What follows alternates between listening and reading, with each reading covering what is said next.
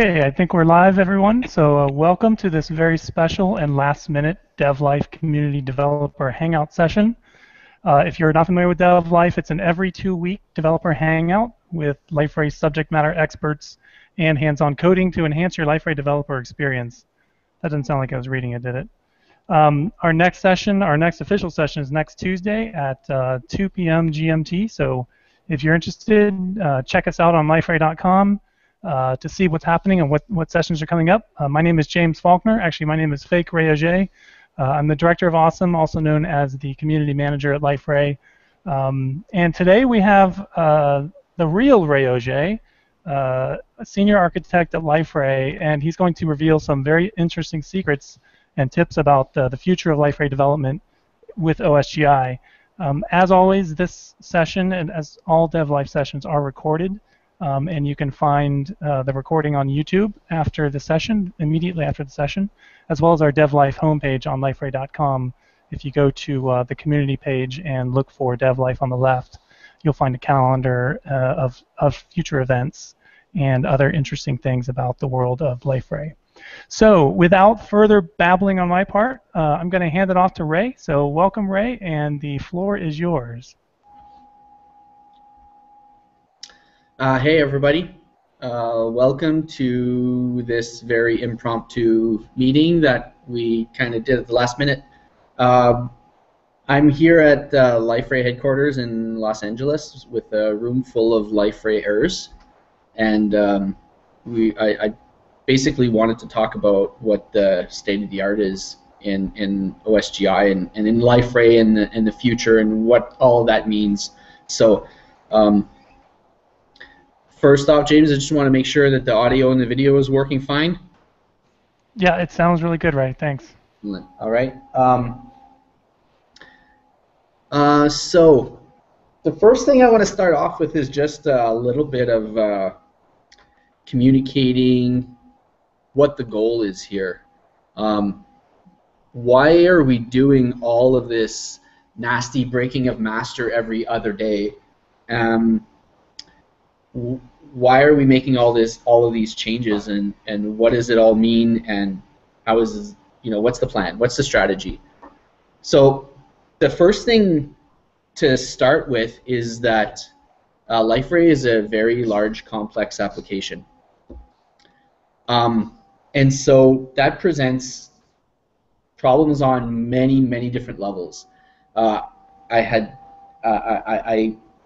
want to make you guys think, or have everyone think, that what we're doing isn't just a technical solution to a technical problem.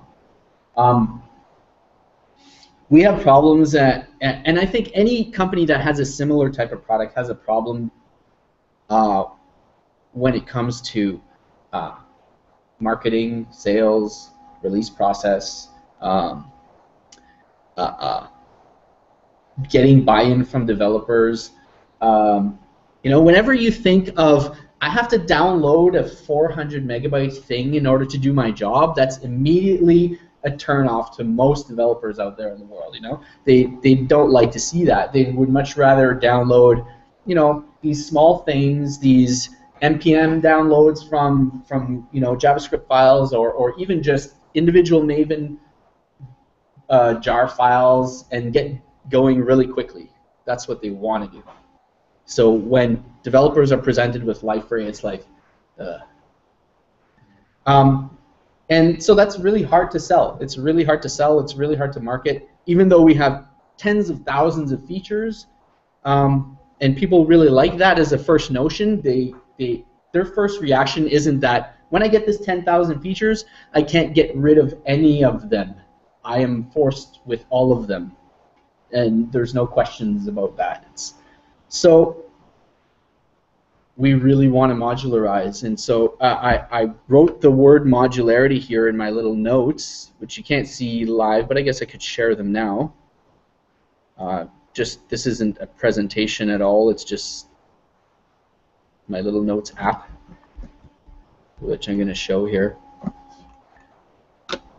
And I started typing the word modularity, and it highlighted, and this is like a wiki editor, so I realized, hey, I have another note somewhere that talks about modularity. I didn't even remember I had it.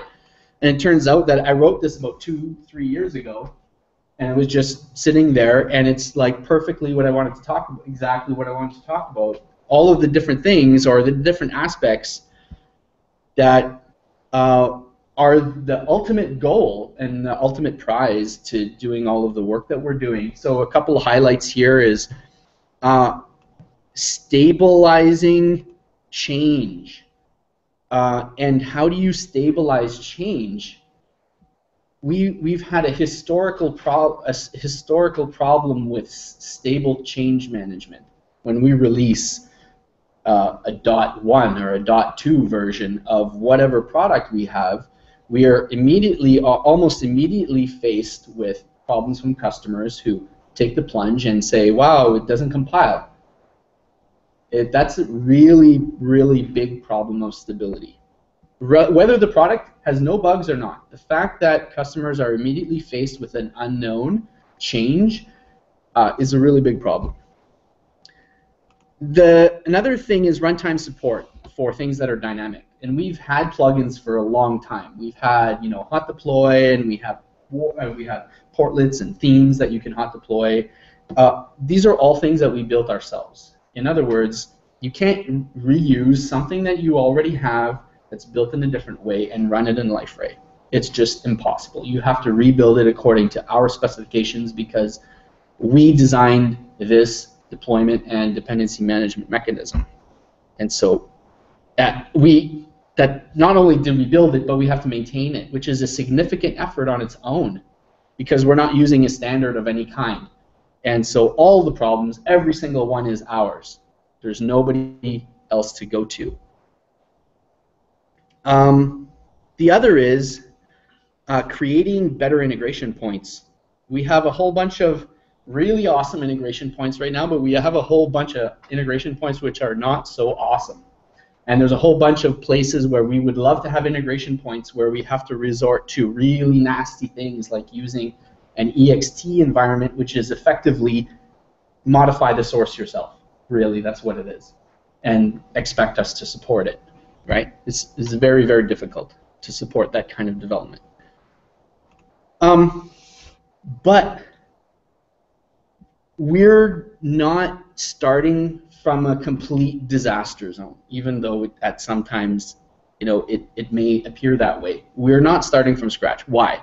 Because early on, we already had a mindset of segregating functionality into certain sub-modules. Whether they were dynamic or not, they were either generate a whole bunch of code, and when that code is generated, it's kind of segregated in its own little place. Or when you're building this application, you're going to focus on using the portlet specification, which automatically kind of wants you to wrap your application in some at least semi-defined submodule, even though it's not dynamic. So we had a starting point which already internally kind of delineated these chunks that we might be able to fairly easily, hack off of the portal.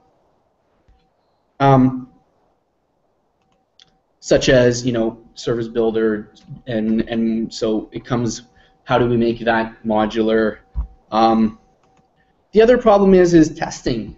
Whenever you want to test Liferay, it's really hard to test because you can't just run a very small subset targeted thing that you want to execute some tests on or verify. You really have to bring up a whole bunch of stuff, and so it's still very difficult and very complex. So the testing process is slow.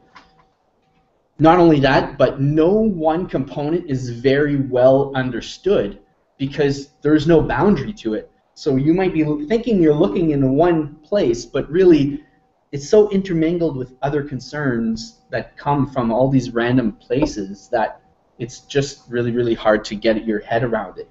You have to spend years of wrapping your head around the concepts of Liferay before you really understand anything in significant depth, which is very much different than if you get a jar file from the internet and it has 50 classes in it. You can read those 50 classes in a night and have a fairly good understanding of how that thing works.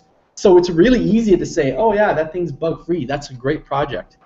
Whereas if you read Liferay's 6 million lines of code, when you got into the 500th class, you have no recollection of what's in the first one. It's very hard to wrap your head around, unless, of course, you're Brian Chan, because he does remember almost everything. And the other thing is tight coupling. Testing and the difficulty of testing and having a big monolithic application leads to offenses of tight coupling. We have a class, it's a convenient class, it's written over here, but we want to reuse its functionality, so I'm just going to call it here. What the heck, it's in the class path anyways, it's going to be there available to me no matter what, and I've tied this foreign thing to this other foreign thing that really should have no idea about each other. Utility APIs. Liferay has a really, really awesome engineering team. We have a really, really great support team. We have a really, really great QA team. All of our teams are awesome. But the programming industry doesn't know it. Why doesn't it know it? Because you can't use anything that we built with anything else. You can't use our string utilities. You can't use our array utilities. You can't use our service builder. You can't use any of the things that we spent considerable engineering resources programming on our own. You can't consume it outside of Liferay, which is a huge shame. It's a huge problem, and it's a really big reason why outside developers don't know who we are. Because even if you don't use Gmail, even if you don't use Google search, if you're a programmer, chances are you've come across something from Google. Chances are you know what Apache is. You've looked at one of their libraries, you've used one of their projects, you know something from Eclipse, you know something from the big programming companies, you know Oracle. Even if you don't ever buy any of their products, you use their technology, you use their knowledge, and that's a really huge, huge marketing point. Again, back to solving problems which aren't technical by having technical solutions to the problem, right? To applying technical solutions also solves non-technical problems. So making parts reusable and building new things. Building new things in a modular way. So whenever developers traditionally build things for Liferay, it's 100% coupled to Liferay. So for instance, we have a secondary project at Liferay called Social Office. It's impossible to reuse any of that functionality outside of Liferay. It's just completely tied to it. Even if they wrote a really great library for doing something specific, it's so bound to the way, not only is it programmatically bound, it's bound by the very way the projects are set up. They're set up to build inside our SDK. You do things our way, you do things in a very specific way. Whenever third-party companies come and want to build on Liferay, they have to use our SDK and build in a very specific way. Even when they don't use, we have a Maven plugin which allows them to kind of hack Liferay, building the way of Liferay, doing Liferay things into Maven projects, but it's still really just hacking in our way to do things into your project, which is a very, very sad thing. It's very unfortunate that it has to be that way. And that's what we're trying to change. That's many different things, but all of these things stem from Liferay just being a big, big thing. It all comes from that. So the state of the art. We have to cover a lot of different concerns. And these are a few of the concerns that we started off with. So before you can start hacking off big chunks of the portal into subcomponents, individual modules, you have to have really good integration points. So all the integration points that we have right now had to be redesigned. And that's not necessarily involving changing the API, just redesigning how that integration point is accessed so that you can take advantage of it in a different way than using the traditional plug-in mechanisms of Liferay. And so the state of the art right now of Liferay is to take a whole bunch of Liferay internals, refactor the integration points so that you can access them from OSGi. So OSGi is the modular framework for Liferay right now. There is for Java. And so the goal is to refactor Liferay in a modular way. It's not to refactor Liferay for OSGi, but OSGi is the vehicle to modularize Liferay. So the very first is integration points. So what have we done for integration points? Where can you integrate Liferay from OSGi? That's really the gist of the question. I'm going to try and show you if I can reach my browser here somewhere. It's here. I can show you a list of currently implemented integration points. Let me go back to my docs. Hopefully I have integration points. Okay, so many engineers of Liferay have been working on extending the functionality of the of how you hook in. That traditionally this was called hooks, portlets, themes, whatnot. All of those integration points as one thing.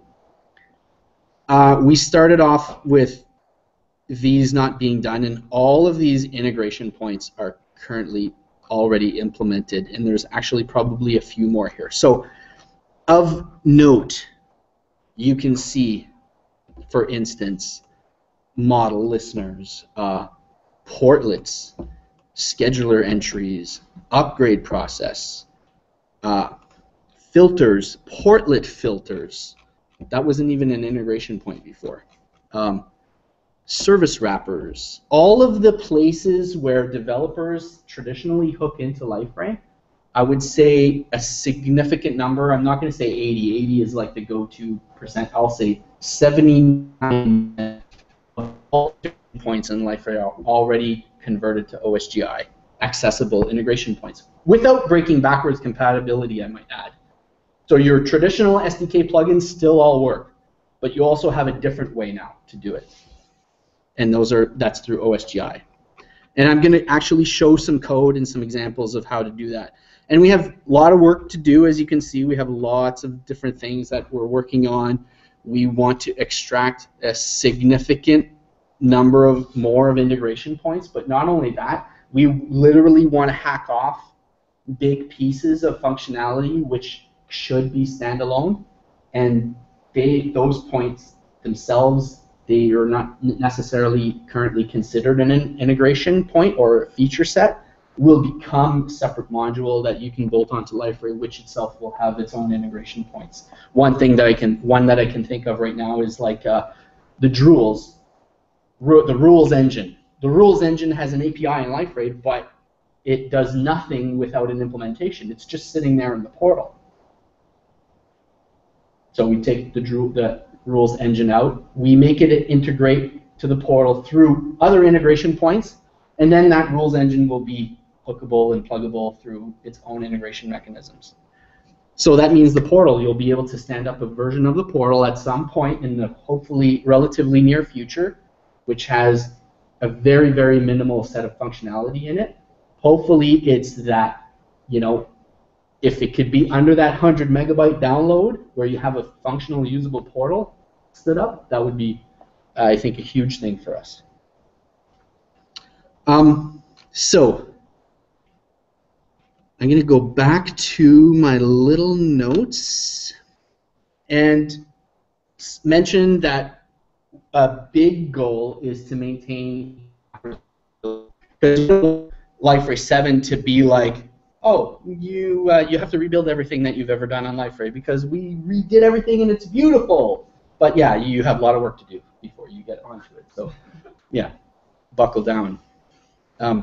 No, we certainly understand that there's going to be things like broken APIs, and it won't necessarily compile 100% against it, but it won't be, you must refactor everything to a new way. You can continue building your current way and then just upgrade and then slowly eventually migrate your stuff to a new way, hopefully.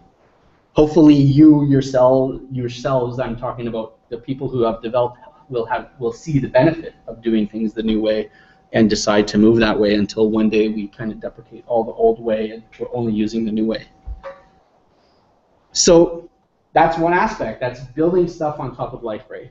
The other is inside of Liferay, how are we dealing with things? And I'm going to start right at this point to show you some actual real life things that are happening today inside of Liferay. Because to me, this is a very, very joyous occasion. We're at a very exciting time, and here I'm showing you the portal source from master maybe an hour ago. And so if you're a developer, if you're at all familiar with Liferay, this is the familiar structure of our source tree. But one thing, if you're not familiar with Liferay from before, or if you're familiar from it before, you'll notice something new here. We have a folder called modules. And modules, before Liferay was basically, I would say, 6 jar files that encompass almost all of the functionality in Liferay. The service, portal service, portal impl, util Java, util bridges, util taglib, and a couple other small support jars, and then a big war file with a whole bunch of JSPs in it. And that was it. But effectively, it was only really 2 artifacts, the war and its dependencies. And when you deployed Liferay into an app server, you had to put those dependencies somewhere, and then you had to deploy the war. There was no breakdown beyond that. However, now we have this modules folder, and this modules folder contains a bunch of different types of submodules, which are effectively jar files. And I'm going to start right here inside the core, and I'm not going to go into a lot of detail, but this subtree, this subsection, is the part where Liferay does its magic and starts to bridge itself across to OSGi. So when you deploy a module or a plugin or a bundle in Liferay, it's no longer going to the app server, the calendar portlet. You do deploy to the SDK. From the SDK, and you deploy it to the portal. It's no longer going to the app server. It's no longer, Liferay is no longer putting that in the deploy folder, doing the auto deploy process, and then saying, okay, here, and then I hope it comes back, you know, because that's what it is today on every app server. We basically hand it over and pray that we get it back on the other end of the cycle. And if it doesn't, we're effectively, okay, I don't know what happened. I'll try again, or I can't do anything. You know, there's no recourse for me to react to that really, other than to just give a huge stack trace in the log, or maybe a message that says, I don't know what happened. Sorry, you'll have to talk to your app server administrator. The beauty with this new mechanism is Liferay completely controls every step of the process and can look and snoop at every detail that's occurring during the process. And eventually, when you deploy a module, you give it to Liferay's OSGi framework, that OSGi runtime that it started, and then it goes through a very well-defined life cycle. Not defined by Liferay, but defined by much, much smarter people than us. Teams of much smarter people than us that have worked in many other companies over many, many years. And I'm not trying to say that to play us down, because we're smart people, but that this is a very, very well-tested mechanism. Over many generations of developers have used this. I'm talking like IBM, Oracle, big companies that have been using this in telecoms and stuff like that for years. So the modules are deployed through to OSGi. And to demonstrate that, I'm going to show you what we have here. Okay, how am I going to go about this? I want to discuss both the technical kind of strategy and the outcome. So here we have the core, which just think of it as us connecting ourselves to our own OSGi runtime. That's pretty much it. And then we have to add a whole bunch of infrastructure support into the runtime. So, okay, Liferay starts an OSGi runtime, which is sitting there running, doing its thing. And then in order to communicate back and forth, we stick more functionality into the OSGi runtime so that we can open a dialogue between the runtime and Liferay. And that's all of this stuff, such as Telnet console so you can interact, a web services tracking mechanism, a portlet tracking mechanism, a service builder bridge, verifiers, WAB support, which is taking a legacy WAR and then converting it to an OSGi and then running it inside of Liferay as an OSGi bundle. So we have a whole bunch of support infrastructure that we added, and these are all OSGi modules. The really cool thing about all of these is you can have a running portal, which I have right now. You can see I have a running portal, and I've tested this many times, but I've never done it in front of a wide audience. So I'm going to go here, and I'm going to have Liferay running. Okay, it's running. It works.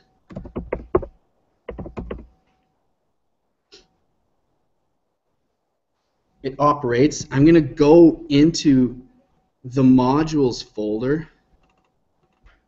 No, even worse. I'm going to go into the portal, the portal folder, and I'm just going to go like delete. Okay. Okay, now let's go back to the portal, which was here. And, oh, no stack traces. That's strange. It's still working. Liferay still works. Okay, I just gutted the entire OSGi support of Liferay, and the portal still runs at runtime. And everything happened. So what happened is I deleted all the modules, and the OSGi container is so brilliant that it says, okay, what's the start order of everything that just disappeared? Calculates it on the fly, and then shuts off all functionality in the proper order so that everything is cleared up without leaving behind huge having huge memory leaks or whatnot, shutting down services properly in the right order. It just automatically does it itself. Okay, that's one of the brilliant things about OSGi. It does so much for us. And so you can imagine now, anything that was in there that had a bug, we just give you a new module, you deploy it in the folder, done. You didn't have to shut down your app server.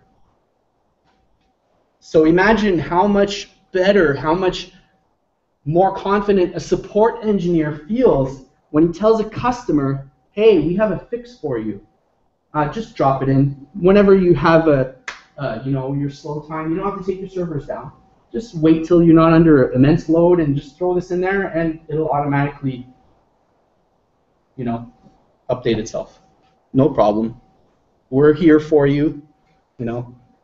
That's much better than you're going to have to do a big maintenance window. It's probably going to be like a 12-hour cutover. You have to replace all of this, and yeah, that's going to be a significant change for us to be able to achieve that.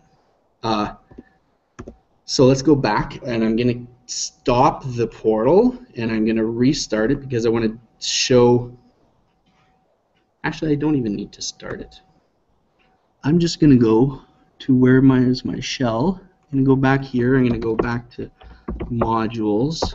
I'm going to go and deploy. Oops. Deploy. There. And deploy. My portal's still running. It's just going to redeploy all of those modules. No problem. I don't need to shut down. I'll have to do a clean though, because our SDK doesn't redeploy without wiping stuff. Okay, so it's redeploying. And my portal's still running. I'm going to go look at the logs, and it's going to start just logging stuff as new things come around, and it's going to start things in the right order. I have no idea which order these things are arriving in the portal either. They're just being deployed, and the portal is going to start. This one needs that one. Oh, okay. No, I'll wait for this one. Oh, that one, I can't start this one yet. Oh, it's going to do all that, and I have to do nothing. And here we go. It's going to start. It's going to take a few minutes because it literally just blew everything out. So it's going to take a little bit to do it.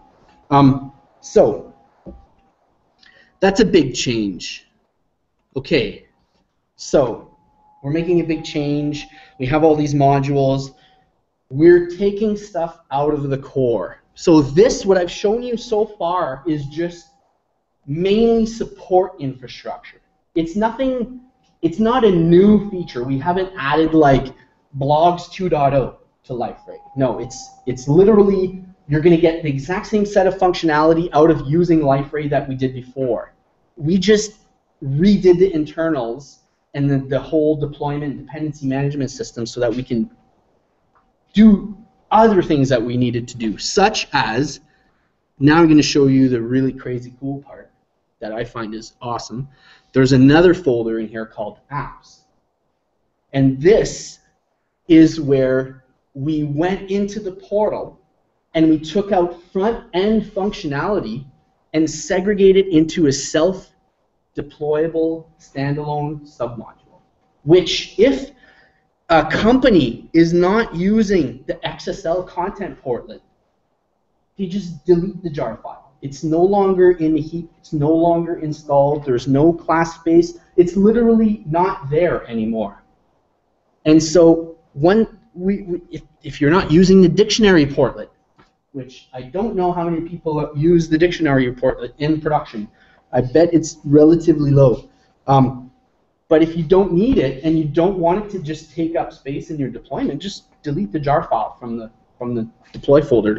I'll show you where that is. Right? So we have another folder, again, modules. So we have a bunch of jars. The dictionary portlet, I don't need it. I don't want it. Move to trash. Done. And if I want to add it later, 6 months from now, oh, I really need the dictionary portlet. Drop the jar file in there, and you have the dictionary portlet again.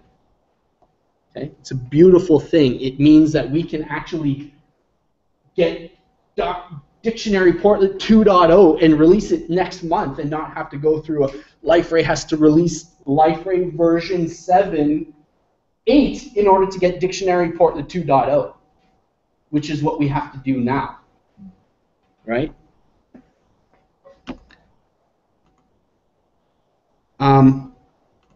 The next, so what are these things? What are these things? Can I do in this portlet? What can I do inside these? Did I lose any power? I'm not using the SDK anymore. I'm not using the SDK here. I'm literally creating a jar file. What does it look like? And can I do everything that I used to be able to do? So this, I'm going to show you this in a different way. I'm going to open up the dictionary portlet, which is itself an Eclipse project in this case. Okay, so we've added, I'm going to show you again here, the apps directory has a dictionary folder in it, and this folder, this submodule, is itself defined as a project on its own. So its dependencies are defined locally. It literally has its own dependency configuration which says these are my dependencies. And so you can physically load that as a standalone project inside of an IDE, right? So you can wrap, now a developer can look at this set of functionality as an individual thing. I don't have to consider it in the whole scope of Liferay and the whole impact that it's going to have of that. If I'm a developer and this is the only project I'm working on, I can learn this in a week. It's easy. My boundaries are clear. Learn these sets of functionalities and I'm good. This is really just Java classes. There's no like extreme APIs happening here. This is all OSGi stuff, but there's no real OSGi APIs anywhere. I'm really just creating plain Java objects. In this case, this is my dictionary portlet. It doesn't even have any methods. All it is a placeholder for some annotations. These annotations are literally almost a 100% derivation of the XML files. No more XML files. Oh. Just configuration and properties in an annotation.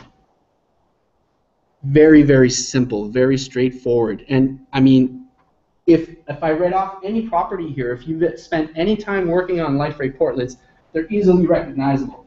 Display name, expiration cache, render weight. You know all of these. It's not hard. It's not going to be learning a whole new thing. And this just happens to be an MVC portlet. So it has a Vue.jsp. It has a template path. It has, a category. It's very, very, very straightforward and concise. And there's another word that I was meaning to use, just meaning that everything is in one very small, nice little package. Okay? But can I do other stuff? I really need to do something complex, like do an upgrade. Can I still do an upgrade? Sure, you can do an upgrade. Here's an upgrade for the dictionary portlet, which converts its portlet IDs automatically. Now, this is just a Java class. It has some annotations, right? It has an upgrade method. It's going to execute an upgrade process. And I didn't even have to write an XML file for this either. I didn't have to write a properties file for this. But it has a dependency. The portlet shouldn't start until my upgrade's done, because then I might be causing damage, right? So I have to have some kind of way to declare the dependencies between my portlet and my upgrade. And my upgrade, it shouldn't execute before the portal is up and running. So it needs to have a dependency on the portal. All of those things can be described in your plugins in a very, very, very small and efficient way. So really, here's the other really cool thing. I had already written like 15 UIs for this portlet. Now you're telling me I have to convert it all to some OSGi thing I have no idea? It's all JSP. What am I going to do? Okay, just use your JSPs. Can I use JSPs in OSGi? Not really. But we're Liferay, so we're incredible and we do amazing things. So we're going to make all your JSPs work inside of OSGi. And we have. And so you can just copy all your JSPs over to a folder that's inside your jar file, and they'll just be JSPs like you're used to using. No crazy. There is some conversion involved, but it's not like rewriting every line. It's change the init, rewrite some imports, change, you might have to convert from a stress portlet to an MVC portlet or something like that. But it's all the same things that you're used to doing.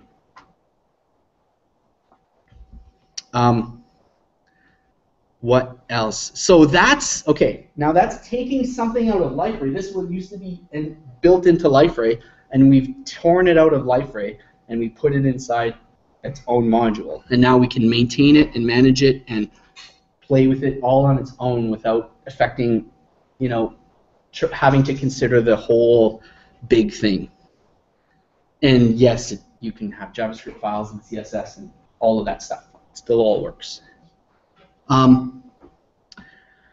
The next thing I want to talk about is another concern. So we have the modularity. The other concern was modules in Liferay. Then I kind of went ranting on taking features out of Liferay, which is breaking out features, right? So right now we have a limited subset of functionality that's broken out, but we have more in the queue. And everything you see here, you're going to say, well, that's like the most trivial stuff in Liferay. That's not really going to help me a lot. When's the doclib going to be out? You know, so we can hammer on that thing independently and do upgrades and stuff like that. Well, that one is considerably more work. And we are getting to the point of tackling anything that has Service Builder in it, because Service Builder is that's the big gotcha, right? Can you take out something that's in the core and retain all of its Service Builder functionality and everything? And the answer is yes. That's going in like imminently in the next. The infrastructure is there. It's already in all of these modules. But the actual conversion of an application, we had to go through the process of what's the right way to tear it down and then build it up again. So that process took us a considerable amount of time because we wanted to make sure it was almost reproducible fairly easily for everything else, right? So we had to go through lots of iterations of what's the right way to do it. And it's being the first major portlet that's coming out that has Service Builder is Polls. And I think it's either already in review or it's like today, or so I would venture to say that safely by the end of next week we should have the first major application torn out of Liferay in a standalone module. And that won't be represented by just one module. It will be represented by several modules. Basically, the modules will be an API module, which represents the Service Builder generated API, an implementation module, which is the Service Builder implementation, and then a web module, which represents the UI, all the JSPs, and all the actions and that stuff. The really awesome part is that those are individual units, and so you can take the Service Builder part and the API part and put them in a separate OSGi runtime without the web module. It doesn't need it, and reuse it if you needed to. So you could, eventually in the future, we might be able to have a lightweight runtime that just runs a set of services, right? Which would be really cool for like scaling backend systems and stuff like that. And so that we're working on that. That's currently in the process of finalizing. So that is, again, like I said, breaking out features. Okay, the next part is how do I build it? How do I do this? I'm a developer, and I'm not a core Liferay developer, but I still need to be able to build my functionality. I can use the SDK, that's fine, but what's the new way? What does the new way look like? How do I actually build something? So we've started a project. Greg Emerson, who's our tooling guy, I'm not sure if you're familiar with him, but if he's the one who builds Liferay IDE, and he has a team in China that he works with, and they all work together to build Liferay IDE, but Greg is the lead there, and we're strategizing on a new approach for developing Liferay. And it's not centered around here's how we want you to do things. It's centered around you're already doing stuff, just put this in there and continue to do what you're already doing, and you can still build stuff for Liferay. And what does that mean? It means giving the tools, giving the ability to use the existing tools to build Liferay stuff without having to use what we build. So what does that look like? Well, we've started a small project. I called it Bootstrap Liferay OSGi Workspaces. However, the acronym for that is BLOW, and I really didn't like it. So we changed it to Bootstrap Liferay Advanced Developer Environments, BLADE, which is much better. Okay, so the BLADE project is right now just hosted by me GitHub repository, which we're going to migrate several things that Greg is working on and I'm working on into a repository that has Bootstrap projects from scratch using every different major tooling paradigm to build Liferay plugins. So what do we already have? We already have just 3 projects. These 3 projects are all Maven-based projects. One is a project that just uses the raw OSGi API. One uses the Maven, the OSGi Declarative Services API, and one uses Blueprint API. And these are projects of how to create a portlet and deploy it in Liferay. Actually, not deploy. How to just build a Liferay portlet. No Liferay SDK, no Liferay Maven bundle plugin, or nothing like that. Just pure Maven, what exists in the ecosystem. Right? So that looks like this. I just imported the whole project. They aren't actually Eclipse projects. These are just raw. But I imported them into Eclipse just to be able to show them. But you should be able to do this in any, IntelliJ or whichever IDE supports Maven should support these projects. So quick look in here. It's got your, I'm not a Maven guy at all, but I know how people who are developers just love the Maven things. So this is straight up, no magic Maven POM with a bunch of declared dependencies. It's using the Liferay portal service. You'll notice it's using a 7.0 snapshot, and this is actually in a repository somewhere. All of that. I just want to note that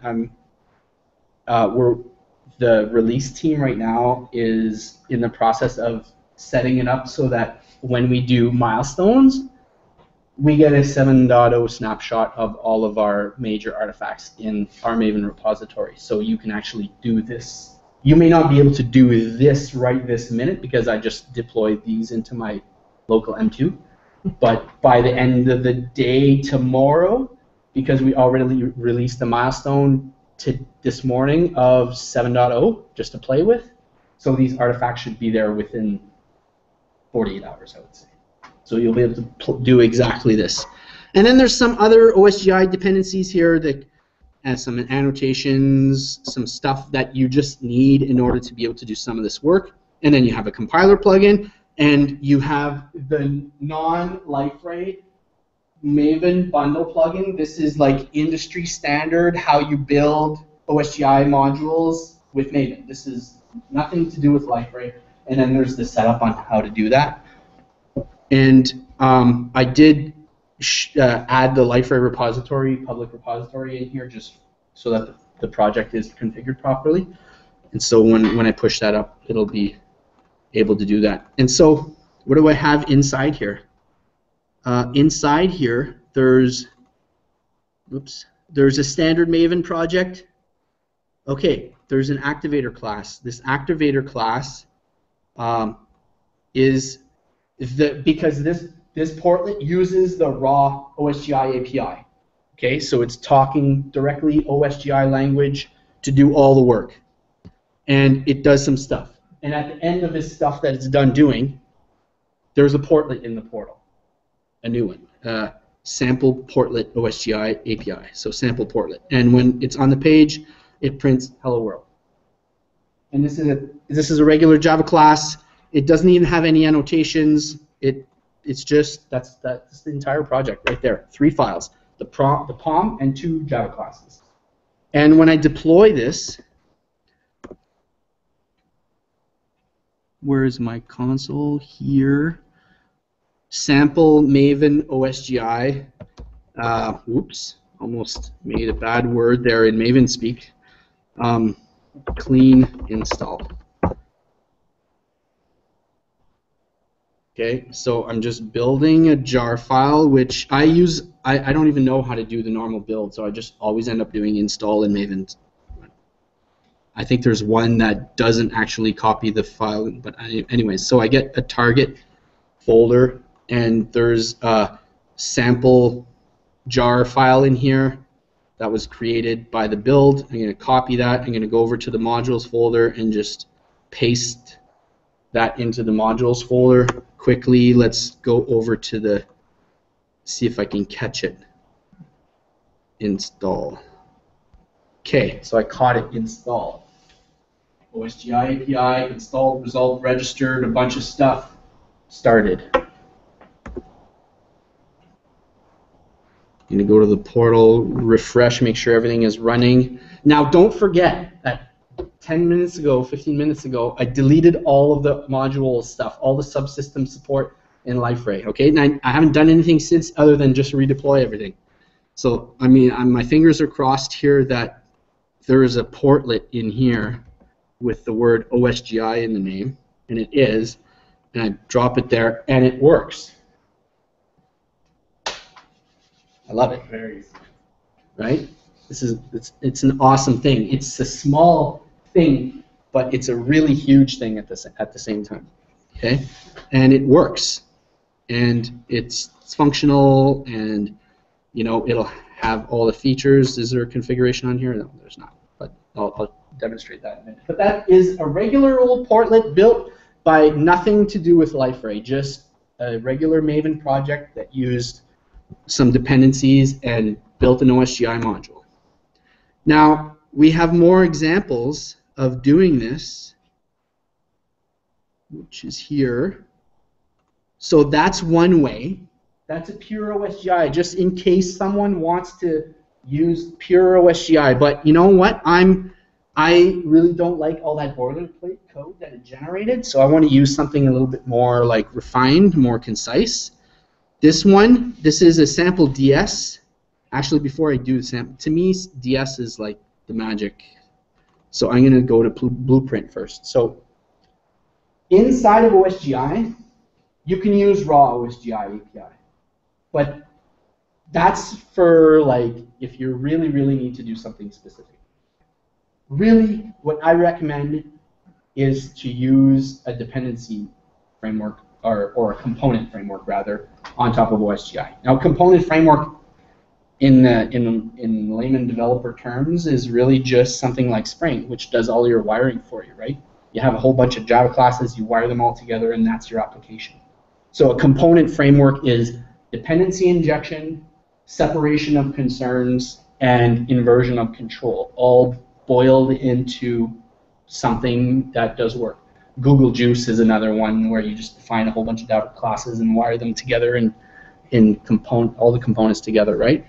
So OSGi has its own component frameworks. 2 of them are specified. There's actually like 7 or 8 of them out in the wild, but there's 2 actual OSGi specs for components called Declarative Services and Blueprint. And actually, if you're familiar with Java EE, which has a specification called CDI, OSGi version 7 is slated to have an adapter to use CDI stuff directly in OSGi, so without any conversion necessary, or minimal conversion.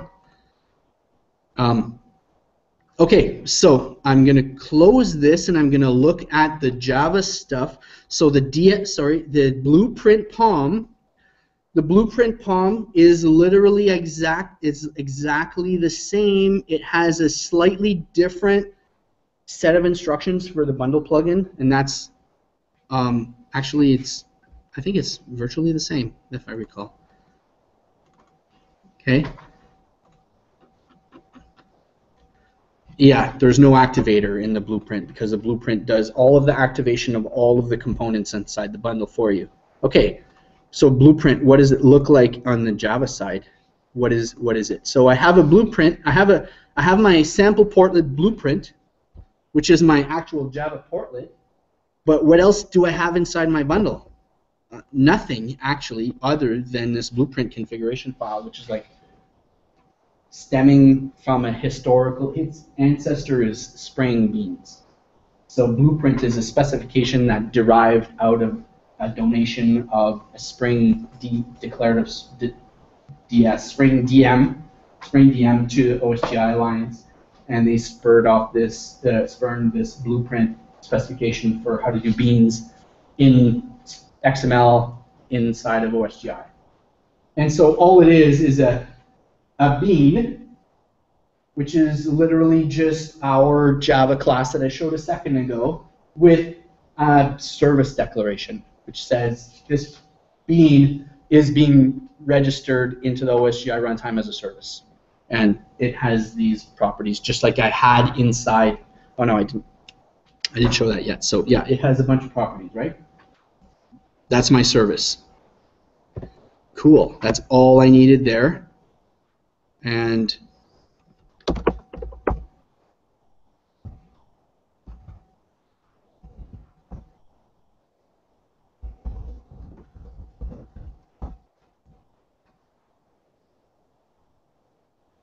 okay, just leave that. So, oh no, I have to manually copy, otherwise it's not ever going to show up. Blueprint, target, there's the jar file, copy that into the modules folder.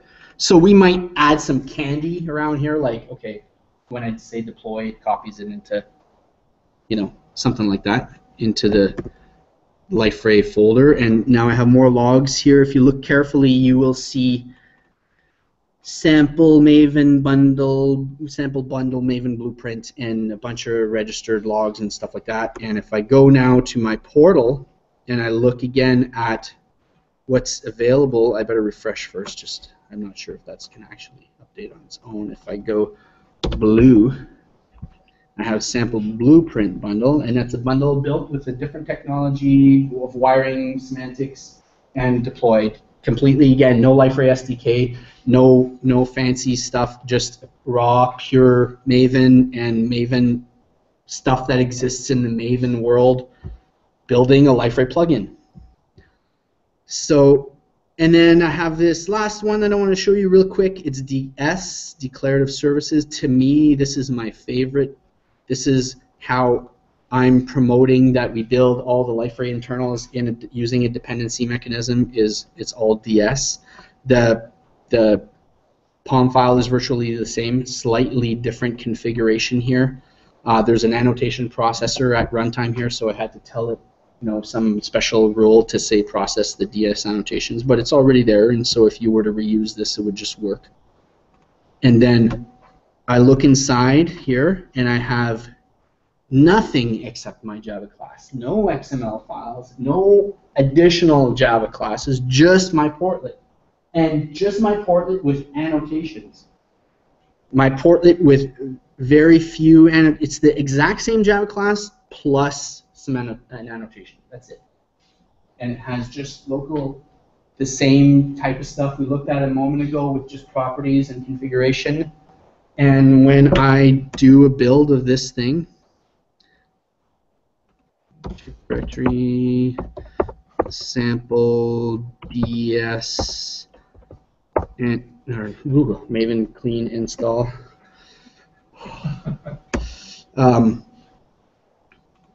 Again, here we should. Oh no, I gotta copy it again because there's no auto deploy yet through the pure mechanism that we're using here to build these. I gotta literally copy them over. We'll teach this thing eventually. Okay, so now sample bundle Maven DS installed, resolved, all that stuff, logged, started. And again, I go to my page. Can I refresh? I can refresh here, and then I go add applications, DS. There's a DS portlet done. And it's a beautiful thing. So we have Maven projects right now, but we're working on Gradle projects too. So you'll be able to will have projects set up to just like these, which are Gradle based. We'll have bootstraps for all the different ones. So if you plan on starting a Gradle based project, or if you have a customer that's planning that already is using Gradle and they want to integrate, well, then they could just come here and see how to build and then just integrate that into their system, and they're off to the races. So we're going to add the Gradle, and then there's even more advanced than just the raw Maven or raw Gradle. You're going to be able to we're going to integrate into this whole story advanced developer tools, which are at the center of basically how to build OSGi complex projects with lots and lots of bundles, and that's called D&D tools. It's an IDE plugin for Eclipse. I actually have one right here, B&D tools OSGi project. It's easy to install. You just go to the update site, install this, and it'll help you to build very large projects that have many bundles, and then where the dependencies are all intertwined. And not only that, but in the raw sense of what Maven will give you and what you can do by default in Gradle, the dependencies that you're working with are the traditional Maven dependencies, which is like, I need this jar to depend on. Whereas in the OSGi world, it wants to be, I don't care which jar it is as long as I get this package and this version. So it's much, much more concise in OSGi. And OSGi bundles want to be built that way. This works fine, and you can even have you can even get really complex here. It's just that at one point you may end up in a spot where you haven't taken proper care of managing your versions between your artifacts. We see this all the time in Liferay, where we released a version of the product and we weren't aware that we broke an API. We did our best to not break an API, and the artifact version went from version 6.1 to version 6.2. So if you're an outside developer and you look at that version, you make an assumption about what the version means, that I should be binary compatible because it's just a minor upgrade. Pow! It blows up when it tried to compile it, because it's not really. We didn't have any mechanism in place to tell us you went too far when you made your modifications. You can't make all of those changes. Those are major breaking changes for everyone, no matter what. And so it's where the version part of the story comes in, which is where the complexity comes in a little bit. But better tools like B&D tools, like this one that I just showed you, which we're starting to play with and focus on, is doing all of that kind of work for you behind the scenes. So you're actually working away and you're doing a package import. That's not a good example, Java I/O, but let's say Java X Portlet. You're doing a package import, and from the repository, the tools, smart tools, will tell you which versions of that package are available. Then you'll use the version, and it'll add that to your metadata. And then from that point forward, you're going to be compatible with a range that is binary compatible with that version of the package, right?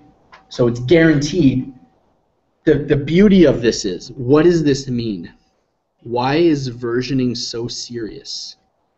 Why do we not focus enough on it? And let me explain what happens when you have right now in life, I'm just going to put it in context of Liferay. Right now, when you have a plugin and it's built in 6.1 and you deploy it to Liferay 6.2, when do you find out that there's a problem? After you've deployed it in the runtime and potentially your database is already corrupted and whatnot, because the only time when there's any attempt to verify whether a class is compatible or not is when the class loading happens and you're in the middle of executing some process. And all of a sudden it's incompatible and everything just blows up, and either you get some, most of the time it's not pretty, let's just say. Right? And customers at that point become very irritated for some reason. I'm not quite sure why, but it's an irritating feeling to have made an assumption about something and then be proven wrong while in the act. Right? So the beauty about OSGi is that a failure to resolve happens before execution. It's impossible to deploy a plugin which doesn't have its Java dependencies met into a framework which can't supply those dependencies. The module will not start. That's a huge thing. Just that little thing means a whole order of magnitude of safety enhanced. So imagine customers that are, they do an upgrade, they do a Liferay upgrade, and something obscure happens. There's some kind of change in the environment, and the customer takes the 60 portlets or 60 plugins that they developed on a previous version, and they just install them into the new version of Liferay. The first thing that happens is usually catastrophic failure, but in the next versions of Liferay, it should be what happens? Nothing happens. Literally nothing happens. The libraries are rejected outright. They would just fail. I can't start this thing. I don't know where that package comes from. What do you mean I need dog.org thing version 8? I don't have it. What do you mean? I just don't have it. I'm never going to execute your module until I can satisfy all of its dependencies. That's a significant advantage over, try and fail in the process.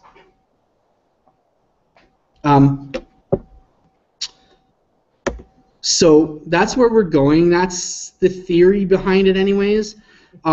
We're trying to change. So in this project strategy that I'm trying to work with our tooling team about is don't force developers to do things they don't know how to do, because they already know how to do a lot of things. And they should just be able to take all of those lots of things that they already know and use them to do the things that they didn't know. Something like that. Okay. Basically, they know how to use tools already and are actually successfully building stuff. So why do we have to tell them how to relearn something? Just use what you have already and build the things, and you're still going to be able to do it for Liferay. That's the goal. Because we don't want to alienate anyone. We want them to use everything they're comfortable with and just still be able to build stuff for Liferay. So some of the things we haven't tackled yet is like, I'm in Maven and I'm in a pure Maven project and I happen to need to run Service Builder.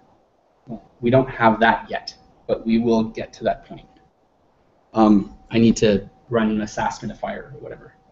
My recommendation would be, don't use SAS. Use less, because there's a Java version of it, the compiler. So it's already Mavenized.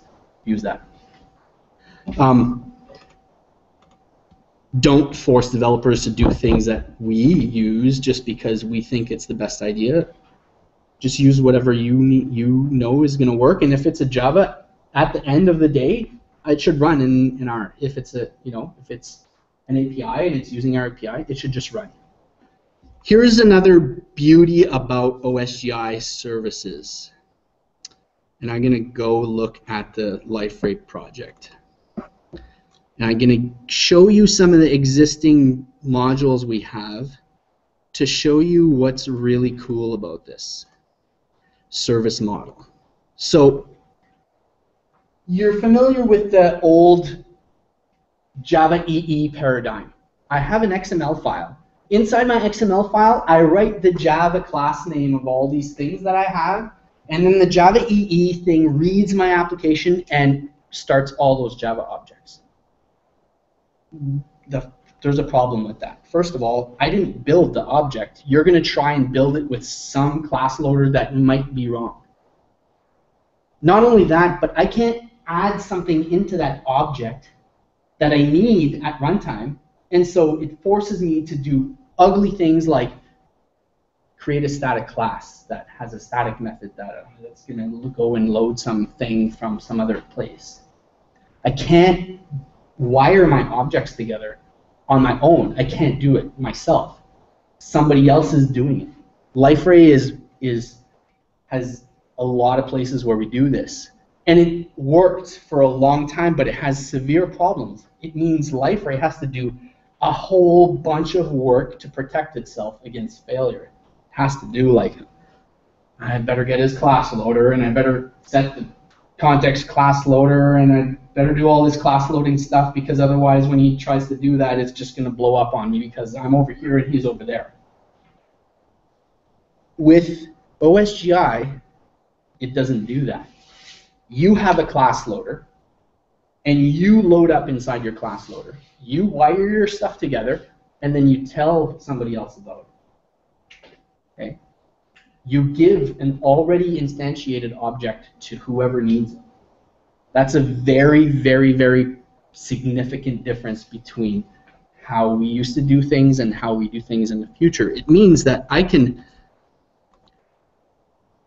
build this kind of structure really, really easily. I have a dictionary portlet, and this dictionary portlet shouldn't run before the upgrade portlet. Okay, so I'm going to make a reference to it, which is a Java method, and it's OSGi is going to say, oh, you need a reference to this guy. I need to initiate this guy. Okay, no problem. Going to go to that guy. Oops, sorry. That F3. This guy says, I need the release service. I'm not making a static reference to release local service util, which is gonna, potentially be there or not. I'm literally asking the OSGi runtime that I can't operate until I have the release service. And so this component will never start until the release service is available. This guy will never start until this guy is available. Not only that, I can even do more advanced things. I can say, okay, I might have the release service, but if the portal isn't ready, and this is just a very unsemantic way of saying I'm waiting for the portal to start, I'm going to add some of this to be a little bit more clear, but this is really just saying wait for the portal to be up. That's all it's saying. And then when I'm up, now I'm going to go to my activate. And I'm going to actually execute whatever logic I had. And this activate must complete successfully without errors before I'm considered to be up. And so dictionary portlet is safe. Is safe until this happens successfully, and or will never execute until if he fails. I'm never going to start because he failed, and I shouldn't start. And it's very concise. It's very clean. I didn't have to write any weird rules anywhere. This is just a method that says, give me the release service. That's all. Give me the servlet context of the portal. There's definitely some kind of new weirdnesses here, but these are not, there's not 100 different ways of doing this. There's literally 2 or 3 annotations that I would suggest you learn. Once you learn them, You'll really be able to do powerful stuff.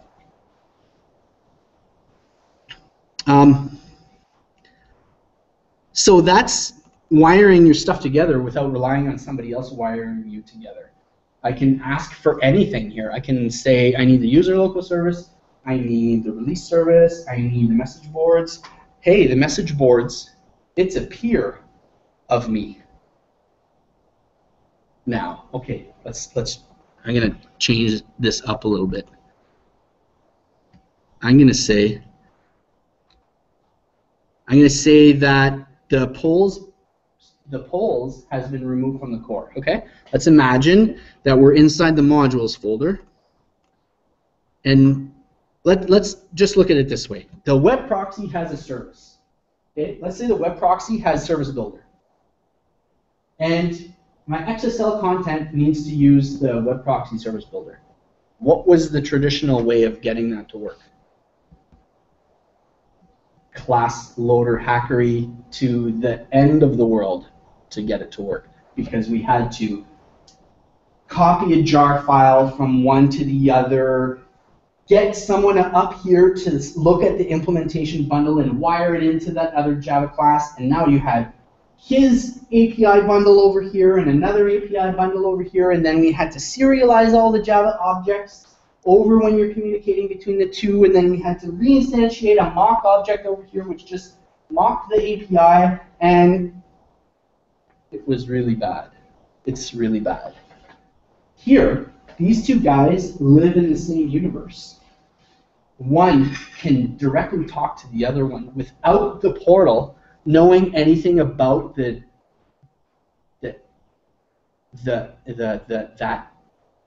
relationship, let's say. Because they can share services, and one can say, I just need this Java package. I don't care who it comes from. As long as when I'm in the runtime, somebody has this Java package, then I can load that service type.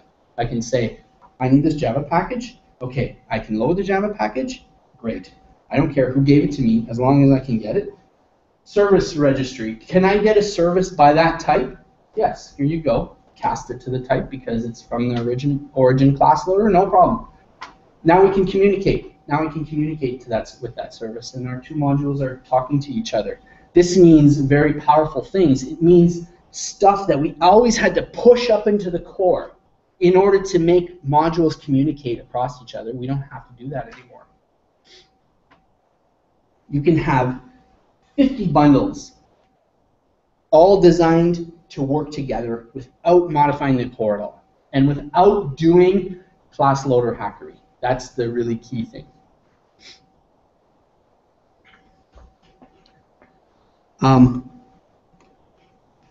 So I guess at this point I've ranted and preached a lot about this. I would really like to hear what you guys think about it. Concerns and feedback, and I'm actually going to take notes. So James, if you happen to be still on the air, and if you get IRC feedback or whatever it might be, there's a question coming up.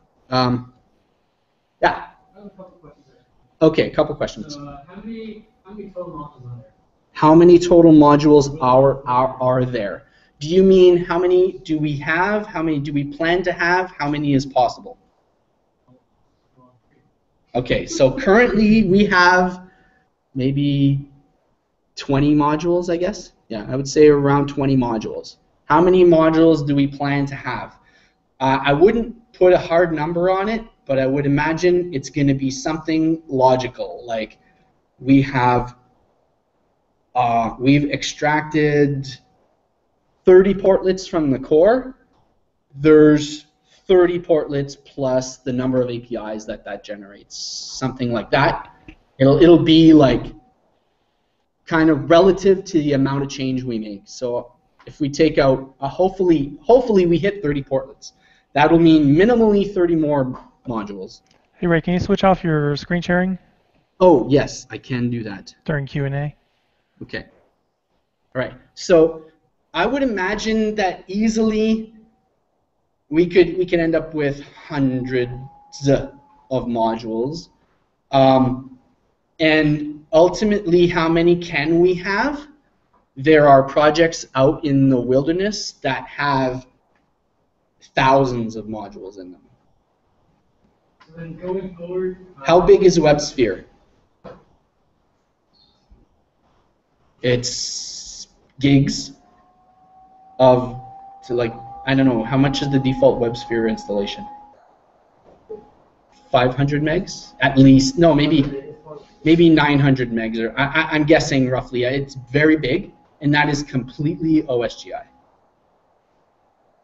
So then going forward for support, if we do, like, are there still such things as service packs? Are there still collections of updated modules? That is an evolving decision-making process. What was the question, Ray?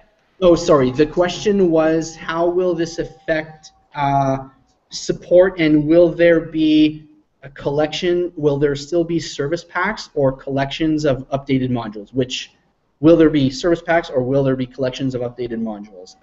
I would have to say that I would sincerely hope that it's collections of updated modules. The reason being is that in the distant wonderful future is we have a connection to like a cloud service, which just says to the administrator, there's X number of updates in your next maintenance window, install them,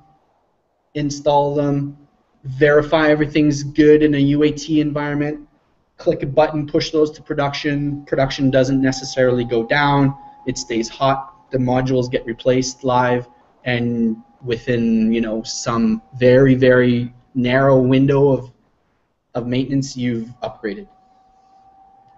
That would be the beautiful, rosy, sunny future that I'm hoping for. Yeah. So then, are these modules truly independent of one another, or if I update one, does that mean that I have like a dependency update another? Is it possible to have multiple variations of modules? Okay, so the first part of the question is, are there module dependencies? The answer is yes, there are module dependencies.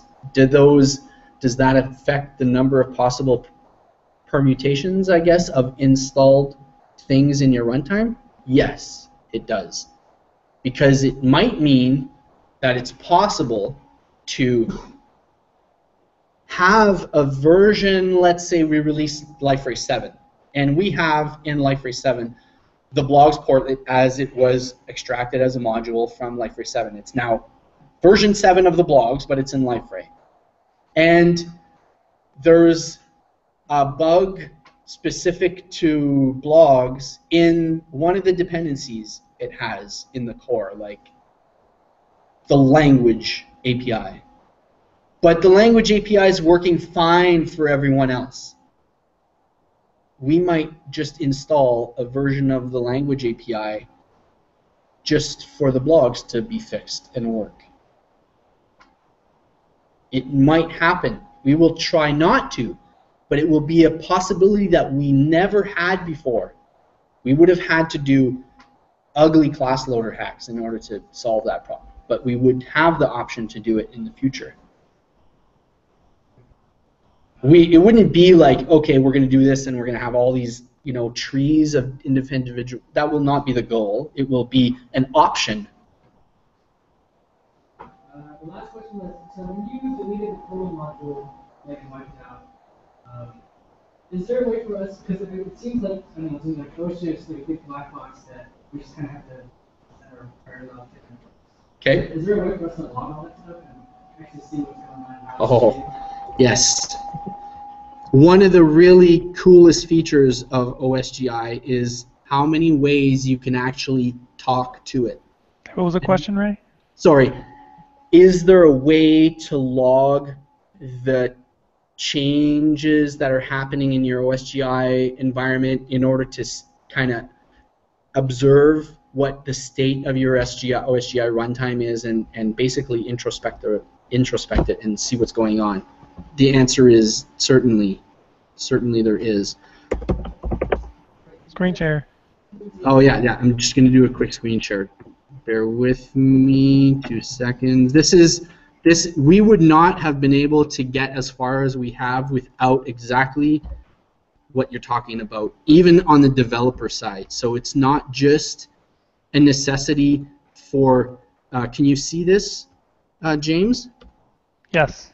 Okay, so it's not just a necessity for being able to debug and support the application. It's virtually a necessity for the developer, because you're right, OSGi is a relatively complex beast, and so you need to be able to look, and because it's dynamic, you need to be able to look at the current state of affairs. So what we have by default when you run Liferay now, it has a telnet server running, and you can just telnet into the server, and the very first command that you're probably going to run is lb, which is list bundles, and list bundles will print off all of the installed modules and their current state.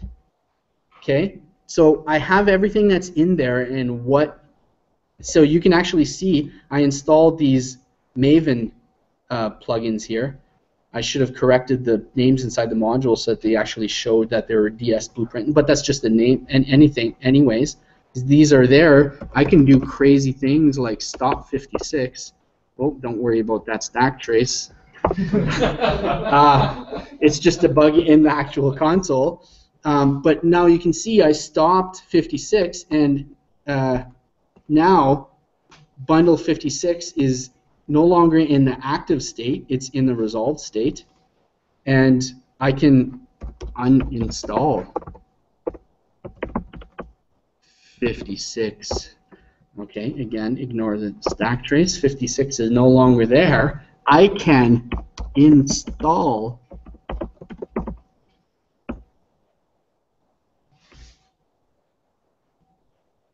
what was it? It was, I don't remember which one it was. The DS was the last one, right? They would be ordered, so I'm going to copy properties here. I'm going to go this.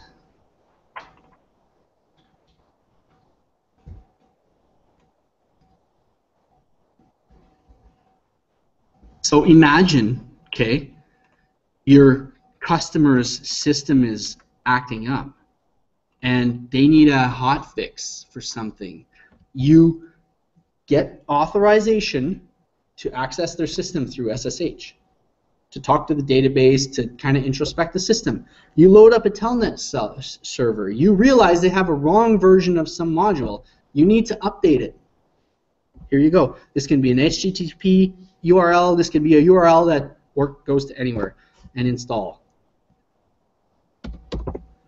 Installed.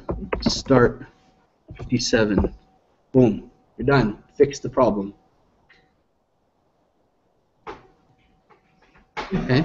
This is a significant thing. Now, this is just a snapshot of what's available here. There are many, many commands available to you. Many commands involving checking what the status of a module is. Like, okay, some module is showing failed or unresolved. Why is it unresolved? I have commands like diag 57 will tell me, oh, these are all the things that it's missing. Oh, okay, I know where that goes. Oh, there's some package. The bundle can't resolve because it needs some package. Well, okay, who's providing that package?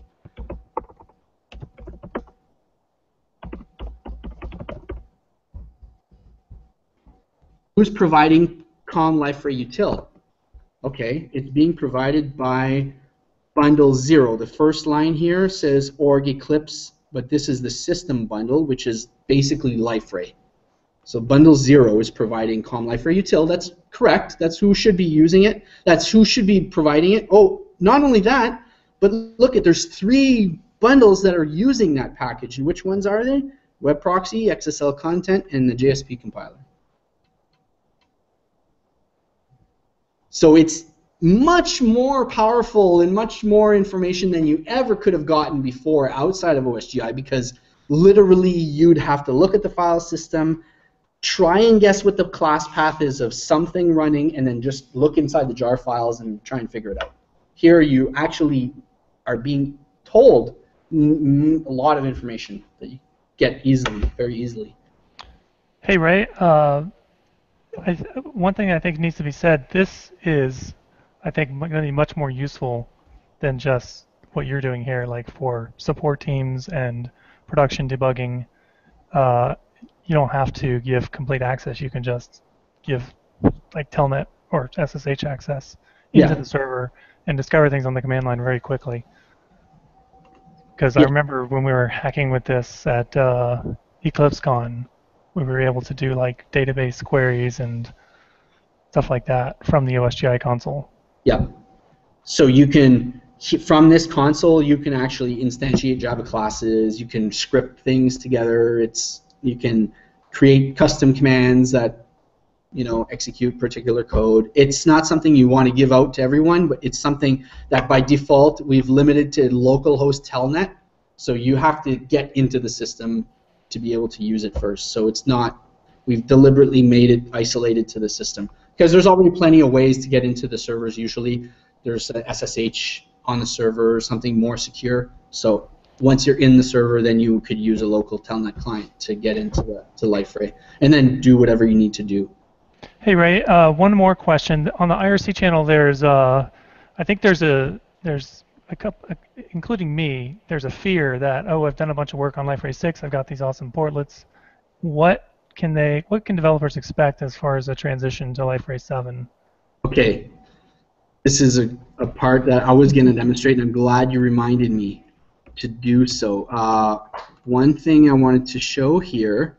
Where is it? Give me a second to more orient myself. Okay, so I'm just going to delete something right here that's already installed. But okay, I have my workspace. I have an SDK. Okay, I have a plugins SDK, traditional Liferay 6 and previous plugins SDK with portlets in it, a bunch of portlets. I'm still screen sharing, right? Yeah, okay, I am. So, and I have a really fancy port. I'm going to do the calendar portlet because I love it. It's got intricate enough. It's got service builder. It's got Ajaxy stuff going on. It's got AUI and all these crazy things, right? So it's relatively advanced.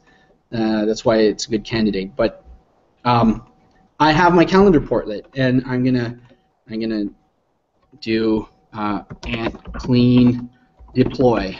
Now, currently I've reconfigured my SDK's deploy folder to be not the legacy one, but the new OSGi one. Okay, so I do ant deploy. I have not modified this application. This application is a native, traditional Liferay plugins SDK plugin as it stands currently in master Liferay plugins. No OSGification has been done to it. It's going through the ant tasks. And you can see everything is happening here. I'm just going to wait till it's done here. Actually, before it's done, I'm going to switch over to the console because I want to clear it just so we have a clear view. Okay, so it's done. And you can see at the end it deployed it into OSGi modules. So if I hop on over to the terminal of the console where Tomcat is running here in my IDE, I can see copying portlets for blah blah blah calendar portlet, okay, and then deploying calendar portlet, and it's doing a bunch of stuff. Oops! All of a sudden, it's going into bundle events, installed, resolved, started, deploying calendar portlet. Oh my goodness! Registered services.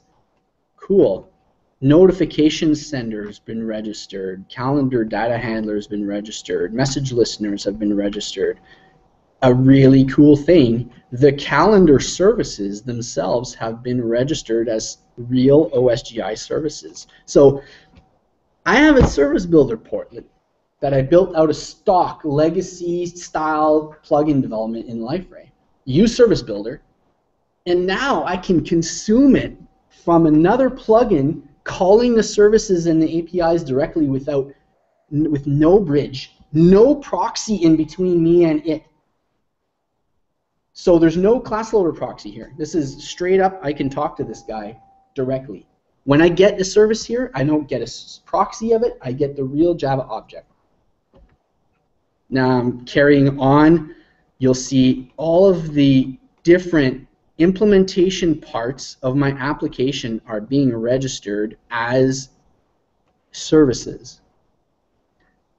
It's not necessarily that they all need to be registered, but we've done it out of convenience because it means now that they can be collaborated with directly. So even parts that weren't previously accessible to collaborate with inside of Liferay, because we publish them as OSGi services, it's now possible without us doing any more change to that for you to talk to it. So if you want to find out how many action filters are deployed in the portal just because you want to know, you can. Because all of the action filters for every portlet is registered as a service in Liferay, even the core ones, which is really cool. Not only that, but because the portlets inside this legacy application are, all of its integration points are OSGified, I can add a servlet, I can add a portlet filter to this portlet, which was previously impossible. The only place you could define a portlet filter before was inside the portlet.xml file. So, okay, I'm a portlet developer and I want to talk to that other portlet over there, so I'm going to add a portlet filter. How many developers usually add filters to their own application? It's not usually necessary, right? Because I'm building the application, why don't I just add the functionality there, right? So, but I want to add a filter. It's usually somebody else that wants to add a filter to my portlet, but it was impossible before. Just that small thing. To be able to put a filter that's going to be in front of every interaction with that portlet. I can do it to any portlet, whether it's in a plugin or whether it's in the core. Powerful things, just by making things services and just by adding integration with services. Okay, so I deployed my calendar portlet. At the end of the log here, it says one portlet for calendar is available. Now, is it really working? And let's just make sure that it is. I'm going to go back to Liferay. I'm going to go to the welcome page and refresh. I'm going to test. My other portlets are still up there. That's very encouraging. Not that I doubted it, but I'm going to go a new page, calendar. Okay, oops, no, switch to the calendar page.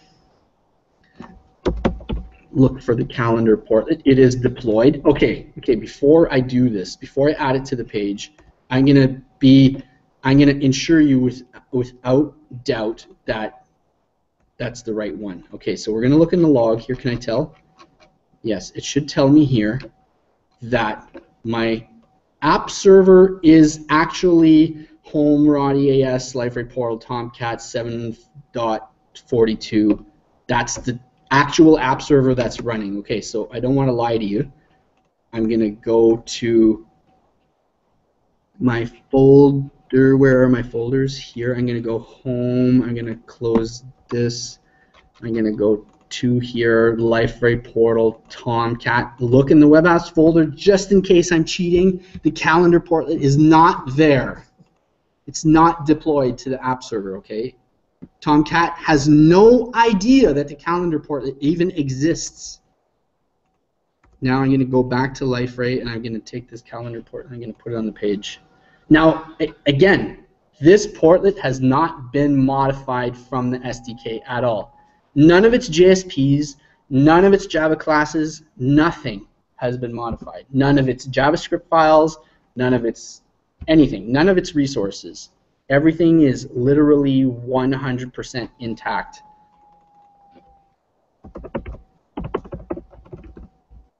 Okay. It's just works. And that was really a significant necessity for us to be able to take on such a big change of converting Liferay to OSGi. We certainly didn't want to alienate our entire ecosystem by telling them they had to rebuild everything from scratch. That it was absolute must that we be able to do this. So I hope that answers the question on IRC, James. Are there any more? I do not see any questions at the moment. Okay, one from here. Related to that, so for developers, if they do want to OSGi by their portlets, how do they know about the annotations that they find in So one of the goals is to have things like this project where they can bootstrap projects, and that will basically have a functional set of what's available there. Like, Sorry, Ray, what was the question? sorry, how do developers get? Okay, so how do developers get to know how to OSGify their applications? So that's going to be multifaceted. One is we want to help them bootstrap their projects, and that will be providing real projects with real code that really works, that they can just look at and learn from. Next, we're going to have things like documents like this one here, which actually explains how OSGi, how portlets get OSGified, and this is just a portlet, but we're going to do the same thing for many of the interfaces. So one of the goals that I have is for the new Liferay developer site, I don't remember what it's called, the new developers zone, or where we're going to have all the... Liferay.com, but it's not ready yet. Yeah, dev.liferay.com. It's a project that we're still working on, where it's going to have a really advanced documentation kind of environment. It should have all of this stuff there. This is just a startup document for showing developers how to do that. It's a document that I started already.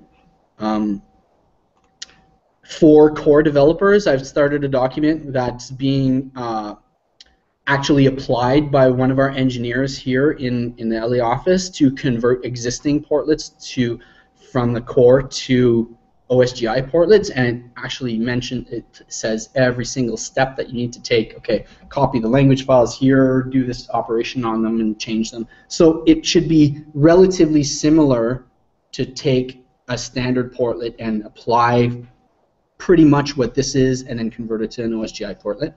That's another step. And then the IDE support is going to be another one. All of these, like in my IDE here, where am I talking about? I'm looking in my IDE.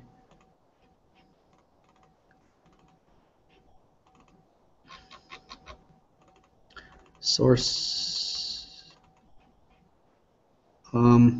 These annotations are really well documented themselves, all this stuff. So it's pretty easy, or I wouldn't say easy, but it's the documentation for OSGi component frameworks is really good already, and there's lots of it out there. So and we can do our part to enhance that as much as we can for specific to Liferay as well.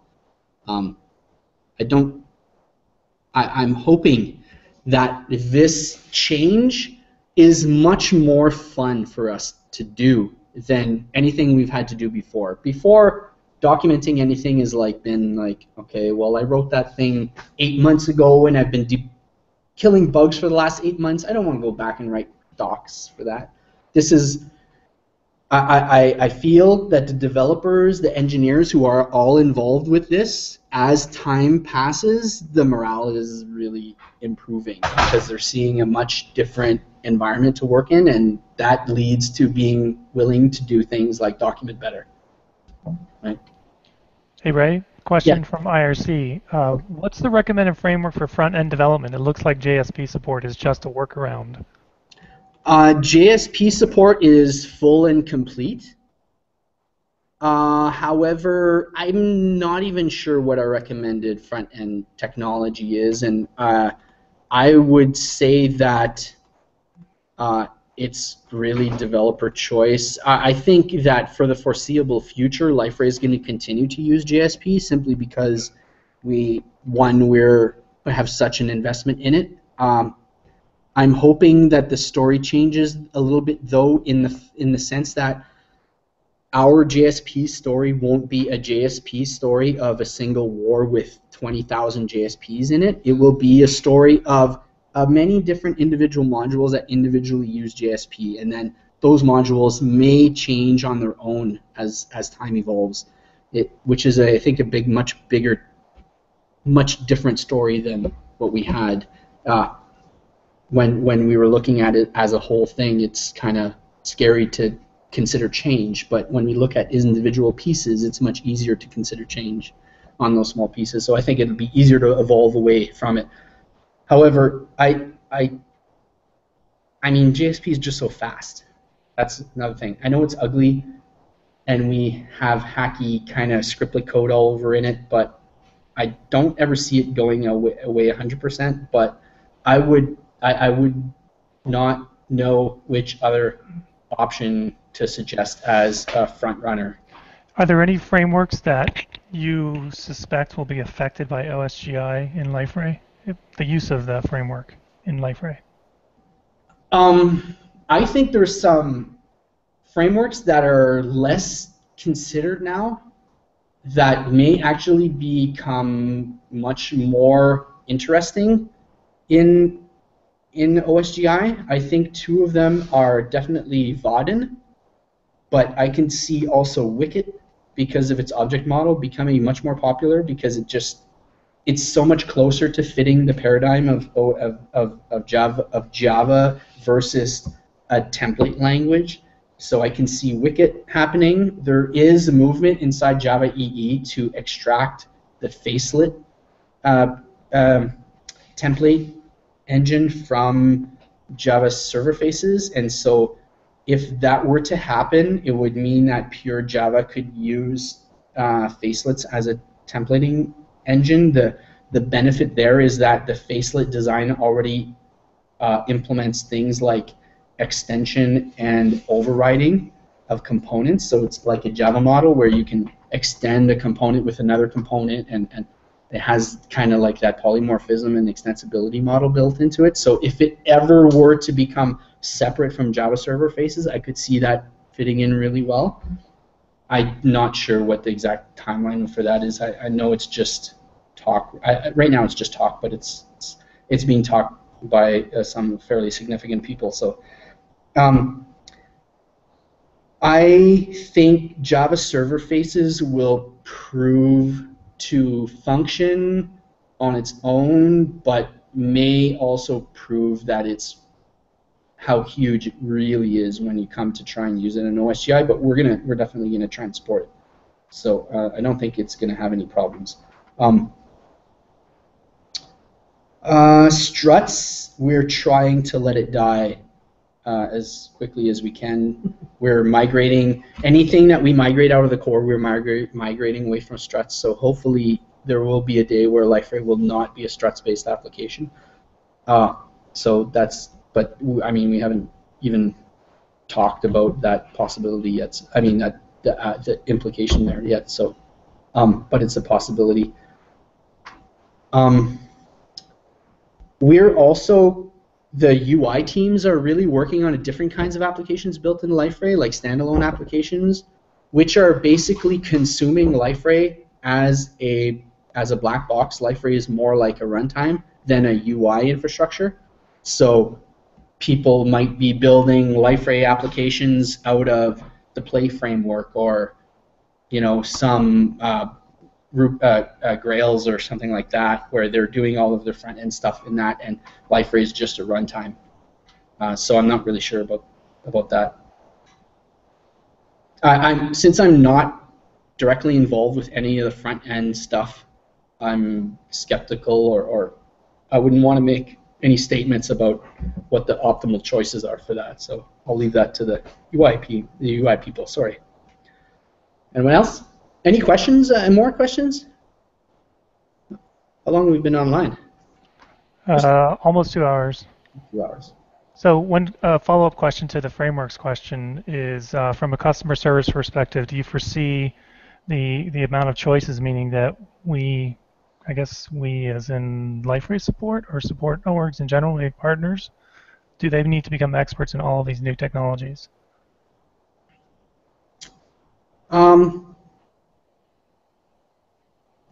I don't see why. I don't see why they would have to.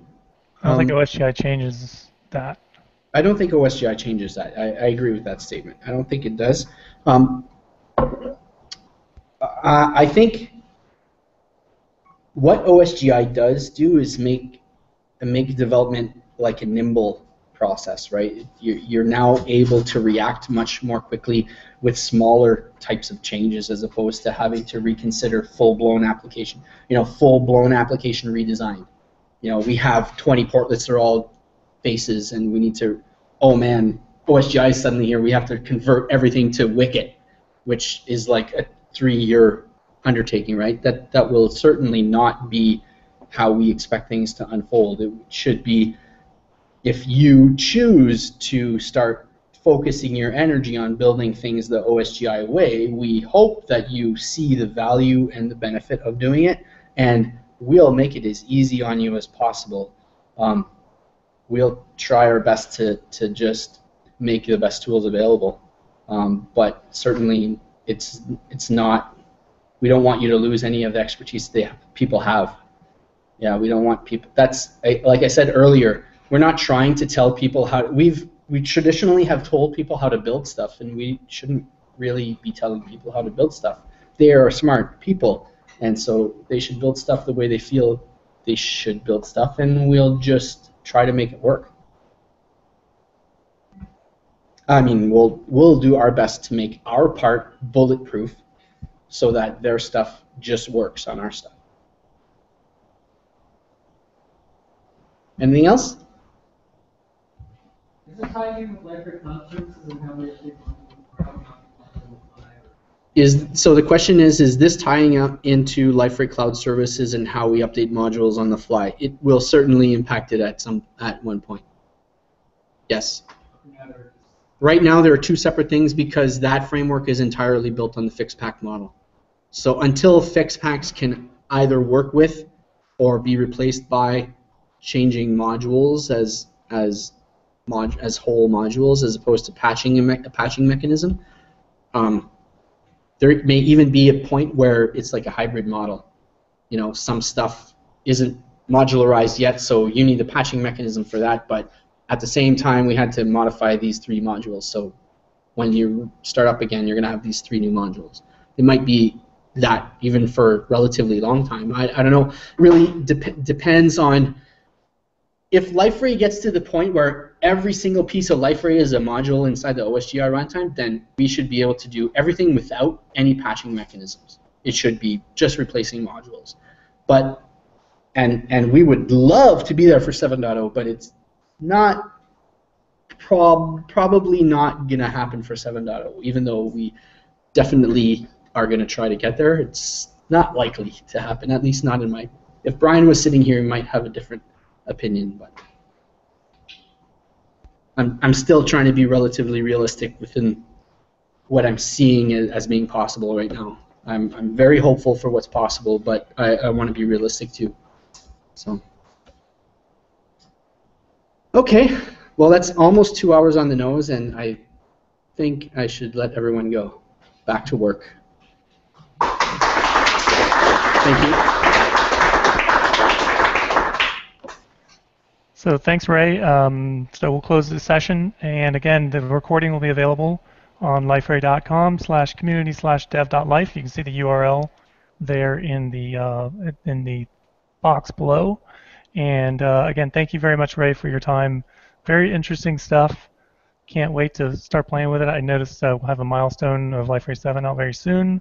Actually, the milestone of Liferay 7 is released. Oh, cool. Yeah, so milestone 1 is it's on SourceForge, and we'll put up some more announcements in the community regarding how you can get involved with the evolution of Liferay 7 and the march from milestone 1 to GA1. So that should be fun next several months. And again, this recording's available on liferay.com/community/dev.life. Our next session is on next Tuesday, where we get back to our regular scheduled program with Olaf Koch from our European office in Germany, and he'll be dealing with ridiculously small plugins. So, Okay, we'll close. So thanks a lot, Ray. You've been a great pleasure to hear you speak as usual, and we'll see you soon. Bye bye, all. Bye.